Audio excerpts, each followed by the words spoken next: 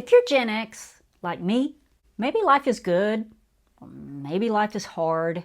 Either way, maybe you feel like life is incomplete, like maybe there should be more. And that's not failure, that's just a signal. A signal that your soul wants more depth, not just more tasks on the to-do list. This is part 3 of my 8-part series on cheat codes for midlife. And today, we're talking about the one thing that we can't measure with money or metrics, and that's spirituality. These are 7 simple, practical cheat codes to fill that midlife void and to finally feel whole again. So let's load the next level. Cheat code number 1 is to forgive. Forgiveness isn't as complicated as we make it, but it is layered.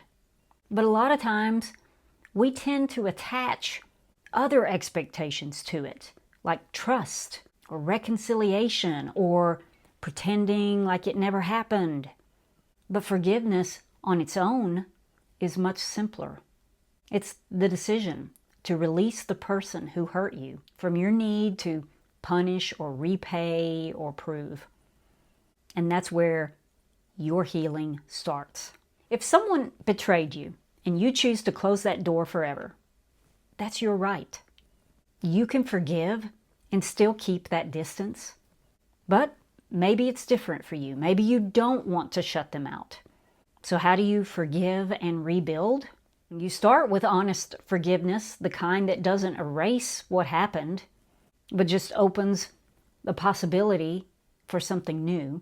Then with time, the other things can show up, rebuilding the trust, the restoration, maybe a new kind of relationship that acknowledges what's changed. Forgiveness holds incredible power, not just to free you, but to give both people a chance at peace. And it frees you from the past, yet also fills the emptiness that the anger inside of you used to occupy. The number 2 cheat code I want to talk about deals with heartbreak. Every Gen Xer knows heartbreak. From love, from loss, or just something not working out the way we had hoped. And heartbreak can isolate like nothing else. The world keeps spinning, people move on, and you begin to feel like you're the only one still standing in the wreckage. But heartbreak is a road we have to walk, not camp out on. The secret is to keep moving, even if it's just inch by inch. Scripture says that Jesus came to heal the brokenhearted. What that tells me is that this pain, it isn't new. It's ancient and known by all. We're not the first to feel it, and we won't be the last. But you need something or someone to help move you through it. And for some, that can be faith, whether it's God or prayer or scripture. For others, it might be a person or a creative outlet or a new direction. I know for me, when I was going through some heartbreak, I printed out some verses, some scriptures, and I journaled every single morning for at least 15 minutes or so. And I did this for weeks until one day I finally realized I didn't have to do it anymore. But that act of writing out my feelings, reading those scriptures, it kept me moving just enough to where I could get out to the other side. And that's healing. It's quiet progress. And sometimes you can only see it when you look back and say, wow, I've come so far from where I used to be. So if your heart is broken today, just keep walking. Keep doing something every single day, whether that's praying, talking to yourself, writing, journaling, talking to someone you trust. Heartbreak is the proof that we're still alive and that we're still capable of love. Now, the third cheat code to having a deeper spiritual life is to be a peace seeker. If Life were a video game. Peace would be that rare item that the enemy is always trying to steal from you.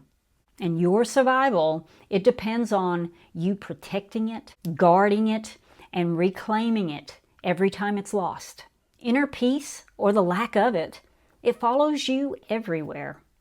In those 3 a.m. hours when your mind won't stop, or the dinner table, or the drive to work, through every storm, you positively know whether you have peace or whether you don't. Now, if you've lost your peace, it's not gone. It's just buried under all the noise. Some people, they try to find peace by avoiding certain people or certain situations. And that might help short term. But real peace, it isn't based on what's happening around you. It's built on what's anchored within you. And even when everything around you is breaking loose, there's a quiet center inside that you can return to. But you have to train your mind to go there. What are some ways that we can reclaim that peace just in our daily lives?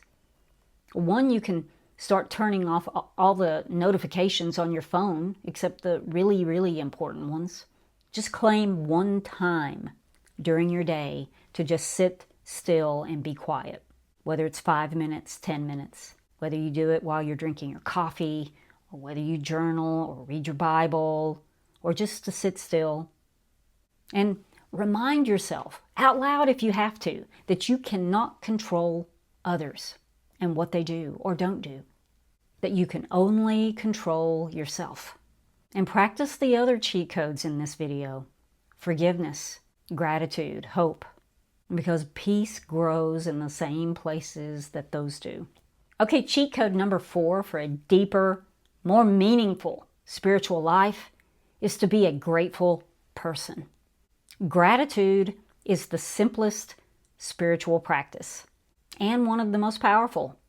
It resets your mind, it softens stress, and it reminds you that life is already full of things worth noticing. I tell myself this all the time. Remember what is good, because it's so easy to forget. We get busy, distracted, discouraged. Now you can start with the first gift of the day, and that's waking up and being thankful for the day that you've been given. Another sunrise, another chance to spend time with someone you love. Each night, name 3 small things that you're grateful for. Say them out loud or write them down. I like to write mine because writing slows me down, makes me think about it. And I always like to take it one step further when I'm listing out what I'm grateful for. I always like to continue it with, why am I grateful for that thing? Instead of me just writing, I'm grateful for my car. I always like to add something to it and say, I'm grateful for my car because it starts every single morning and gets me to work safely. That why, it deepens it. And it creates a richer appreciation within you. Gratitude isn't just an emotion, it's like medicine. Cheat code number 5 is hope. Don't ever give up on your hopes. Don't let the world steal them from you. If society could monetize hope the way it's monetized fear, then we'd all be rich in hopefulness instead of running on anxiety. But the world can only steal your hope if you let them. When something you've been hoping for fails, there's that long stretch afterwards where you don't want to hope again. You don't want to risk it again. And that's totally normal. It's just your mind trying to protect you from further disappointment. Give it time and then look around and realize that even from what's gone, something good can still grow from that. You could try this. Beside your gratitude list, add a hope list and write down what you're still believing for, no matter how small it is. Having hope inside of us, it helps us get out of bed each day. It gives our life purpose. Hope is one of the biggest gifts that you can give yourself. Cheat code number 6 is belief in yourself. Acknowledge what you've survived, not just what you've achieved. You've already fought harder battles than you give yourself credit for. If you ever catch yourself thinking things like, why try to lose weight? I've tried so many times and failed. Or, I've messed up with money so many times, I'll always be broke. Just pause for just a moment and listen to those statements. Because those aren't honest statements. They're actually self-bullying. You're bullying yourself. And we talk a lot about not letting others tear us down. But too often, the harshest voice in the room is our own. And when someone speaks harmful words over your life, whether it was a parent or a boss or even a complete stranger, you don't have to accept their label at all. Their words only have power over you if you allow them to. Let their criticism fall into the pit that they dug for it. You have desires and hopes and callings, and each time you make a step toward one, celebrate it. Because every small victory, it strengthens the muscle of belief. And when belief grows, your power grows, and that's warrior mode. Cheat code number 7 is giving. Most of us think of giving as money or time, our two most valuable currencies. But giving, it can be a way of life. It can be a kind word, or a smile, or a gesture, a text at just the right moment. Every time you give something away of yourself, you chip a little bit of that marble off your own heart. You become softer. You become more human, more alive. And the purpose of giving isn't to get something back. But, wisdom, it does still matter. You don't have to keep giving into people or places that don't value what you offer. Because when you give, you shift the focus off of your own troubles. And it's a connection that you create from one person to another. And if legacy is important to you, this is how you build one. One act of giving and goodwill at a time. Because in the end, it's really about not how much we had, but it's about how much we gave of ourselves. Wholeness, it doesn't happen overnight. It starts with one small shift. Forgiving, breathing, hoping, giving. And just remember that void or that emptiness that you feel inside sometimes, it may not mean that something's missing. It might actually mean that something is calling. And if you're not sure what, then you can start maybe with these 7 things first. Now, if this resonated with you, hit like, subscribe, and share it with someone else who might be experiencing that same midlife emptiness. And if you missed the first 2 parts of this series, my cheat codes to aging well and cheat codes to mental and emotional health, I'll link them both right here. And come back for part 4, where we'll get into relationships and community. I appreciate you watching today. I hope you have a peaceful week. I also hope you have a good Thanksgiving. I will see you in the next video. Bye. Hi, Benji. Who turned 2 years old this week? You did.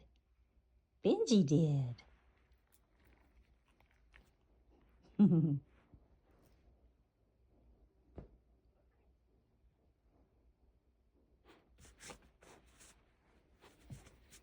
You're super cute. What a cute boy.